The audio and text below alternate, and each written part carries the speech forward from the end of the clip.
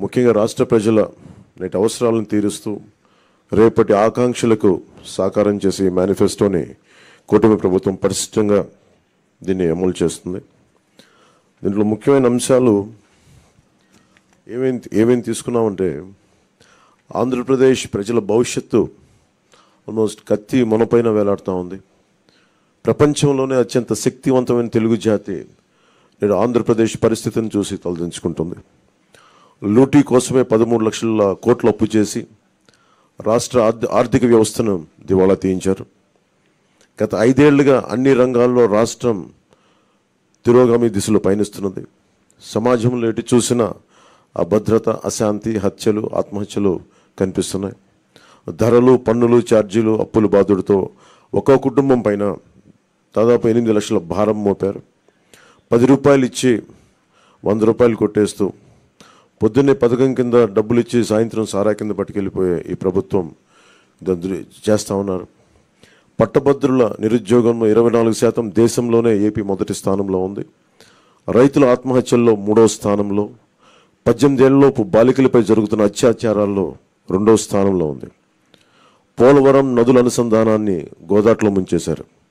సంపద సృష్టి, ఉపాధి కల్పనా కేంద్రమైన ప్రజా రాజధాని అమరావతిని విధ్వంసం చేశారు. SC, ST, BC, minority sub plan నిధుల్ని 1,00,000 కోట్లు దారి మళ్లించారు. ఇక అన్నా క్యాంటీన్లు కానీ, నిరుద్యోగ భృతి కానీ, పండగ కానుకలు లాంటి 100కి పైగా తెలుగుదేశం ప్రభుత్వ సంక్షేమ కార్యక్రమాలు రద్దు చేశారు.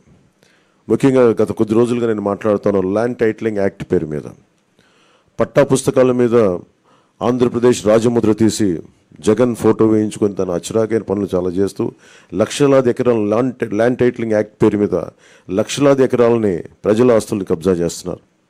ల్యాండ్, శాండ్, వైన్, మైన్, గంజాయి, డ్రగ్స్, ఎర్రచందనం, రేషన్ బియ్యం మాఫియాలతో దాదాపు 8 లక్షల కోట్ల ప్రజాధనాన్ని కొల్లగొట్టారు. స్థానిక సంస్థల ఎన్నికల్లో బీసీ రిజర్వేషన్లని 10% కోత కోసి 16,800 రాజ్యాంగ పదవులకి బీసీలకి దూరం చేశారు. విషపూరిత మద్యం పోసి 35 లక్షల మంది ఆరోగ్యాలు నాశనం చేశారు.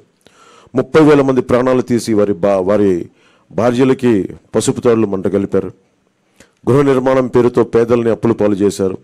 ప్రశ్నించిన ప్రతిపక్షాలు ఎస్సీ, ఎస్టీ, బీసీ, మైనారిటీలని 600 మందిని హత్య చేశారు. వివేకానంద రెడ్డి గారి హంతకుల్ని ఇంకా కాపాడుతూనే ఉన్నారు. స్థానిక సంస్థలకు కేంద్రం ఇచ్చిన 12,000 కోట్ల రూపాయలని దారి మళ్లించారు. గ్రామ పట్టణాభివృద్ధిని దెబ్బతీశారు దారి మళ్లించి. ఈ విధ్వంస పరిస్థితులను చక్కదిద్ది రాష్ట్రాన్ని గాడిలో పెట్టేందుకే ఎన్నికల రూపంలో ఒక అవకాశం మన ముందుకు వచ్చింది. ఈ విధ్వంస పాలన సాగనంపి స్వర్ణాంధ్రను నిర్మించుకోవడానికే మా కూటమి అభ్యర్థులకి ఘన విజయం చేకూర్చాల్సిన అవసరం ప్రతి ఓటరు పైన ఉన్నదని విజ్ఞప్తి చేస్తున్నాం. తెలుగుదేశం పార్టీ చేసిన సూపర్ 6, అలాగే జనసేన ప్రతిపాదించిన షణ్ముఖ వ్యూహం, ఈ మూడిటితో కలిపి ముందుగా మేము 12తో ప్రారంభించి ఈరోజు సంపూర్ణంగా అన్ని ఎస్సీ, ఎస్టీ, అన్ని రకాల వర్గాలకి, ముస్లిం మైనారిటీలకి, క్రిస్టియన్లకి, అన్ని సంఘాల వాళ్ళకి, అన్ని రంగాల వాళ్ళకి చాలా సమగ్రంగా ఏర్పడిన కూటమి ఇది మన ఈ మేనిఫెస్టో. ఇది ముఖ్యంగా దీంట్లో నేను మీ దృష్టికి తీసుకొచ్చేది యువతకి 20 లక్షల ఉద్యోగాలు ఈ 5 సంవత్సరాల్లో, అలాగే నెలకి మనకి 3,000 రూపాయలు నిరుద్యోగ భృతి, స్కూల్కి వెళ్ళే ప్రతి విద్యార్థికి ఏడాదికి 15,000 రూపాయలు, ప్రతి రైతుకి ఏటా 20,000 ఆర్థిక సాయం, ప్రతి మహిళకి నెలకి 1,500 రూపాయలు, 19 సంవత్సరాల నుంచి 59 సంవత్సరాల వరకు, ప్రతి ఇంటికి ఏడాదికి ఉచితంగా 3 గ్యాస్ సిలిండర్లు, మహిళలకి ఉచిత బస్సు ప్రయాణం,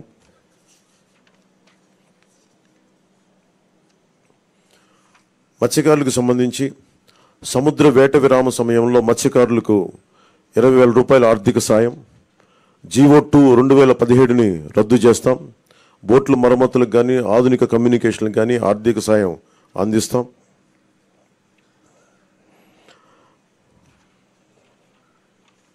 ముఖ్యంగా ఆర్యవైశ్య సంక్షేమానికి, ఆర్యవైశ్య కార్పొరేషన్కి తగు మేరకు నిధులు కేటాయింపు, చిరు వ్యాపారాలకు వడ్డీ లేని రుణాల సౌలభ్యం, స్వేచ్ఛాయుత వాతావరణంలో వ్యాపార నిర్వహణకు పటిష్ట చర్యలు, ముఖ్యంగా కన్యకా పరమేశ్వరి అమ్మవారి ఆత్మార్పణ దినోత్సవాన్ని అధికార కార్యక్రమంగా చేపడతాం.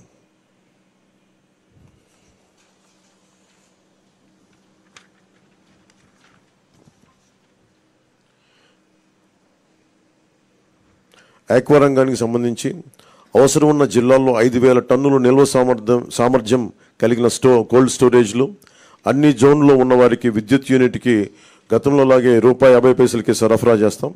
ట్రాన్స్ఫార్మర్ల ధర తగ్గిస్తాం. ఏవియేటర్లపై సబ్సిడీ అందిస్తాం. ఏ ఇసుక కోసం అయితే దోపిడీ చేసిందో జేపీ వెంచర్స్, దానికి ప్రజల నుంచి దాదాపు 39 మంది పైగా భవన నిర్మాణ కార్మికులు చనిపోయారు.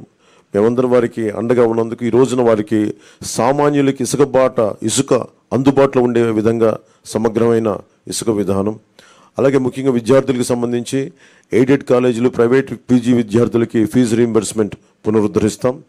కాలేజీలకి రుసుము చెల్లించి సర్టిఫికేట్లు విద్యార్థులకు చిక్కులు లేకుండా చేస్తాం. ల్యాండ్ టైటిలింగ్ యాక్ట్ని రద్దు చేసి ప్రజలకి రక్షణ కల్పిస్తాం. మిగతావన్నీ చంద్రబాబు గారు తెలియజేసుకుంటారు, గౌరవ మాజీ ముఖ్యమంత్రి.